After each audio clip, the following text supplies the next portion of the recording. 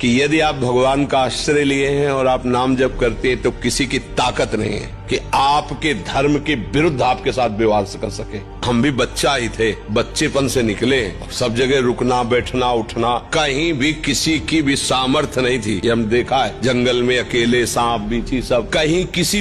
अब हम पद्मासन लगाए बैठे, बगल से काला सांप निकल रहा, सेनपुर, बस निश्चय कि अगर इसे काटना है तो तुम भाग लो, तुम्हें काटेगा ये नहीं तो दूसरा काटे, और नहीं काटना है तो ऊपर से निकल जाएगा, काटेगा नहीं। अब बंद के मंत्र जप रहे हो, धीरे से सामने से ऐसे गुजर के चलो। कोई भी यहाँ सृष्टि में हमारा बाल भी बांका नहीं कर सकता, हमारा कर्म ही हमको गिराएगा। और अगर हम भजन कर रहे हैं तो उस कर्म को भी भगवान रोकेंगे। कि यदि आप भगवान का आश्रय लिए हैं और आप नाम जप करते हैं तो किसी की ताकत नहीं है कि आपके धर्म के विरुद्ध आपके साथ विवाद कर सके। हम भी बच्चा ही थे, बच्चेपन से निकले, सब जगह रुकना बैठना उठना, कहीं भी किसी की भी सामर्थ्य नहीं थी। ये हम देखा है, जंगल में अकेले सांप बीची सब, कहीं किसी।